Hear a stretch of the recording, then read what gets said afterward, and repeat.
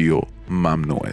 رادیو ممنوعه. سلام عرض میکنم خدمت تمام مخاطبین عزیز چنل رادیو ممنوعه. امروز اومدیم تا براتون داستان یکی از اعترافات عزیزان رو بگیم. ضمناً این رو بگم که برای حفظ آبروی اشخاص اسمهایی که در داستان گفته میشه با اسمهای حقیقی متفاوته. قبل از اینکه بریم سراغ داستان یادتون نره چنل رو سابسکرایب بکنید و اگر از داستان خوشتون اومد ویدیو رو لایک بکنید و اعترافات خودتون رو میتونید به چنل تلگرام ما که آیدیشو در دیسکریپشن میذارم بفرستید.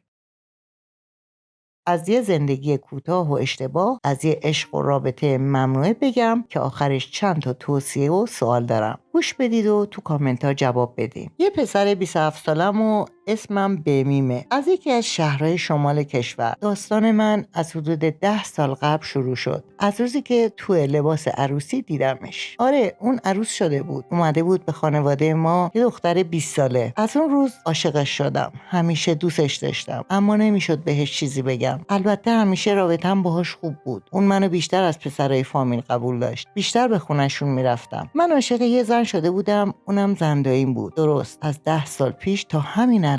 البته فامیلمونم بود اما توی شهر دیگه. رابطم تو همه این سالا به خاطر اینکه دوستش داشتم خیلی صمیمی شده بود. البته اینو بگم که هیچ وقت بهش به چشم بد نگاه نمی‌کردم. سالها گذشت تا اینکه یه تصادف مرگبار کردم اما جون سالم درآوردم. فقط چند جای بدنم شکست و داغون شد و چند ماهی خونه نشین شدم. بعد تصادف که مرگم رو حس کرده بودم دیگه فکرش از سرم نمیرفت. تو تنهاییم بهش فکر میکردم و میخواستم بهش بگم دوست دارم، بهت علاقه‌مند شدم. چند ماهی گذشت تا اینکه خوب شدم و دیگه خواستم عشقمو بهش ابراز کنم. آذر 99 رفته بودیم مشهد، فکری به سرم زد، براش انگشتر سوغات گرفتم. موقع برگشتم بهش دادم و داستان زندگی کوتاه من و اون شروع شد. بعدش شروع به SMS بازی کردیم و انقدر رابطمون صمیمیتر شد که باورش برام سخت بود. یکی از همین روزا بالاخره بهش گفتم دوست دارم. باور نمیکرد. 10 سال عاشقشم. اونم بهم گفت که ازم خوشش میاد و دوستم داشت، اما نه اینجوری. از اون روز دیگه زیاد به دیدارش میرفتم چون دایی شرکت داشت و از صبح تا شب اونجا بود. البته 2 تا بچه هم دارن، یکیشون میره مدرسه اما کوچیکه نه. درست 24 آذر بود که توی آشپزخونه‌شون منو بوسید. من اصلا باورم نمیشد. قبل از اون دستاشو گرفته بودم اما بوسه رو انتظار نداشتم. از اون روز راحت دستاشو میگرفتم و بالاخره کارمون به آغوش کشید. بوسه و لب گرفتن ما رو تا اوج میبرد. آره، من وارد یک رابطه ممنوعه شده بودم. دیگه نمیتونستم بکشم کنار. بدجوری تب عشقم بالا رفته بود. وقتی برام از 10 سال زندگیش با داییم حرف میزد میسوختم. میگفت تو این 10 سال برام هیچ گلی نگرفته بود. برام یه دوست دارم نگفته بود. میگفت داییت از شرکت میاد جلوی تلویزیون میشینه بعد میره میخوابه. این موقع بود که از ته دل میخواستم که کاش زن خودم بود. انقدر با محبت بود که باور نداشتم. تا به حال این حجم از عشق و محبت رو ندیده بودم. واقعاً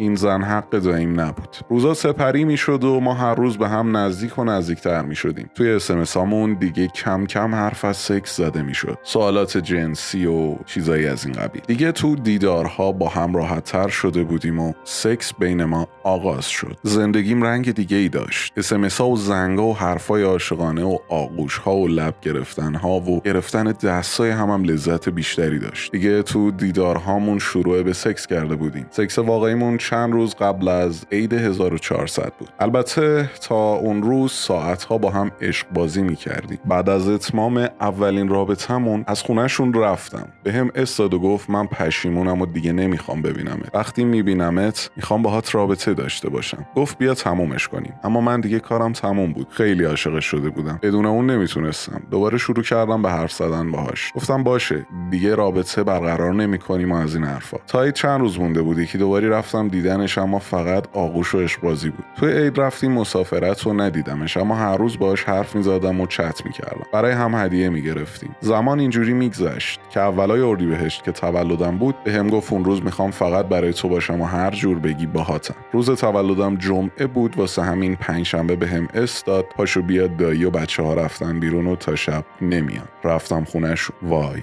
چه لباسی، چه آرایشی.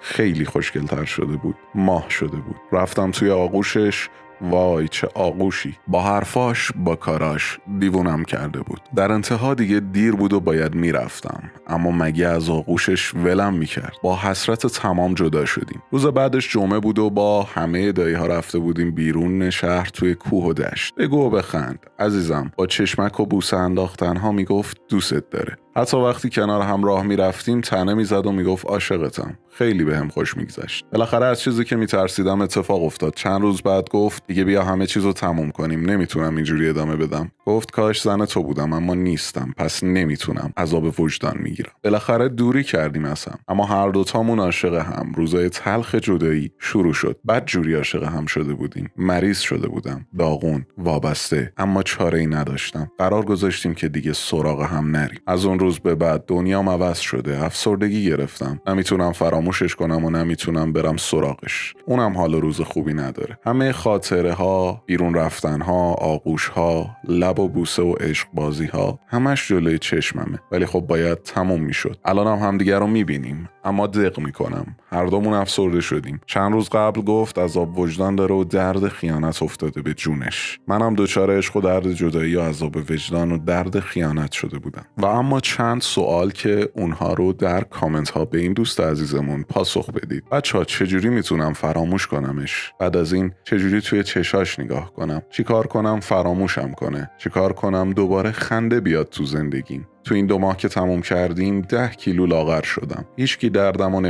نمیدونم. شاید برم تاوان اشتباهامو پس میدم، اما داغونم، بچه شدم، گریه میکنم و دلتنگی داره منو میکشه. تا داستان بعدی، خدا نگهدار.